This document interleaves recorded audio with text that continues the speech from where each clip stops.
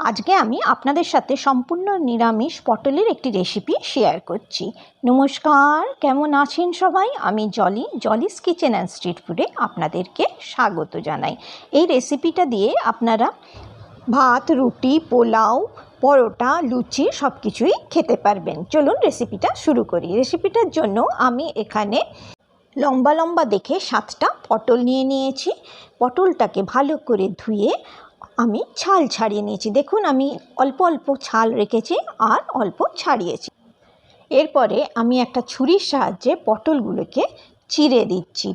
দেখুন, আমি যেরকম দেখাচ্ছি ঠিক এইভাবে আপনারা পটলগুলোকে চিড়ে দেবেন। এরকম করে দিলে হবে কি, পটলগুলো ভাজার সময় সেদ্ধ হয়ে যাবে। পটলগুলোকে পরে আর বেশি সেদ্ধ করতে হবে না। এরপরে এই পটলগুলোর উপরে আমি 1 চামচ হলুদ দিয়ে দিচ্ছি আর 1 চামচ নুন দিয়ে দিচ্ছি। সব কিছু আমি খুব ভালোভাবে পটলের সাথে মিশিয়ে নিচ্ছি। আমার এখানে পটলে নুন হলুদ মেশানো হয়ে গেছে। এখন আমি গ্যাস অন করে কড়াই চাপিয়ে দিয়েছি। তার মধ্যে আমি সর্ষের তেল নিয়ে নিচ্ছি।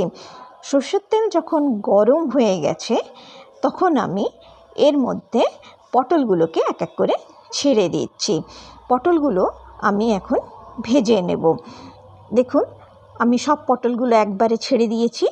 দেওয়ার পরে আমি এটাকে 3 মিনিটের জন্য এমনি রেখে দিয়েছিলাম। তারপরে আমি পটলগুলোকে আস্তে আস্তে নেড়ে চেড়ে ভেজে নিচ্ছি। পটলগুলো আমি লাল করে ভাজবো।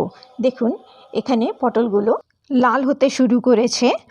আমি আরও একটু ভাজবো, পুরোটা লাল করে ভাজবো। দেখুন, এখানে আমি যেমন লাল করেছি ঠিক এরকম আপনারা পটলগুলো ভাজবেন। এখানে আমার পটল ভাজা হয়ে গেছে। পটল ভাজাগুলো আমি কড়াই থেকে নামিয়ে নিচ্ছি। এরপরে এই তেলের মধ্যে আমি একটা তেজপাতা দিয়ে দিচ্ছি। তার সাথে একটা এলাচ, 2টো লবঙ্গ, একটা দারচিনি দিচ্ছি।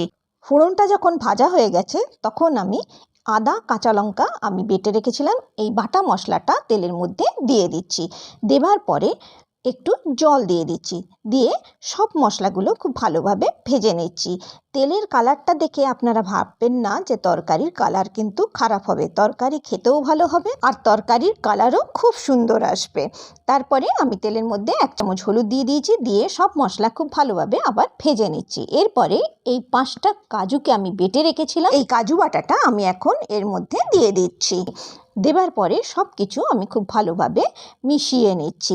এখন কাজুটা আমি একটু ভেজে নেব। এরপরে আমি এর মধ্যে আর একটু জল দিয়ে দিচ্ছি। এখানে আমি গ্যাসের ফ্লেমটা লোতেই রেখেছি। রেখে সব কিছু ভালোভাবে আবার মিশিয়ে নিচ্ছি। দেখুন, সব মশলা খুব ভালোভাবে ভাজা হয়ে গেছে। মশলা থেকে তেল ছেড়ে এসছে। এই সময় আমি 2 চামচ দই ফেটিয়ে রেখেছিলাম, সেই ফেটানো দইটা এই মশলার মধ্যে দিয়ে দিচ্ছি। সব কিছু ভালোভাবে মিশিয়ে দেওয়ার পরে এর মধ্যে 1 চামচ জিরের গুঁড়ো দিয়ে দিয়েছি আর পরিমাণ মতো নুন দিয়েছি। দিয়ে সব কিছু ভালোভাবে আবার আমি ভেজে নিচ্ছি। দেখুন, মশলা থেকে তেল বেরোতে শুরু হয়েছে। এখন আমি এই যে নারকেলটা কুড়িয়ে রেখেছিলাম, এটা মিক্সিতে আমি বেটে নিয়েছি। বেটে নেবার পরে হাত দিয়ে চিপে দুধ বার করে নিয়েছি। নারকেলের দুধটা এখন আমি এর মধ্যে দিয়ে দিচ্ছি। দেওয়ার পরে সব কিছু আমি খুব ভালোভাবে মিশিয়ে নিচ্ছি। এই রান্নাতে আমি কিন্তু কোনো জলের ব্যবহার করিনি। ঝোলটা যখন ফুটে উঠেছে তখন আমি এর মধ্যে 1 চামচ চিনি দিয়ে দিচ্ছি।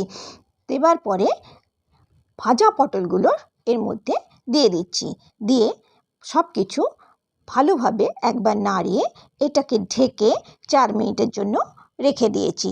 4 মিনিট পরে আমি ঢাকনা খুলছি। দেখুন, ঝোলটা আমার কমে গেছে, রান্না প্রায় শেষের মুখে। এখন আমি উপর থেকে 1 চামচ ঘি দিয়ে দিচ্ছি আর 1 চামচ গরম মশলার গুঁড়ো উপর থেকে ছড়িয়ে দিচ্ছি। দেবার পরে সব কিছু খুব ভালোভাবে মিশিয়ে নিচ্ছি। তৈরি হয়ে গেল পটলের মালাইকারি। আপনারা নিশ্চয়ই একবার এইভাবে পটলের মালাইকারি করবেন, করে খেয়ে দেখবেন। খেতে কিন্তু খুব সুস্বাদু হয়। আজকের রেসিপিটি যদি আপনাদের ভালো লেগে থাকে তাহলে নিশ্চয়ই আমার চ্যানেলটিকে সাবস্ক্রাইব করবেন, বন্ধুদের সাথে শেয়ার করবেন, একটি লাইক নিশ্চয়ই করবেন।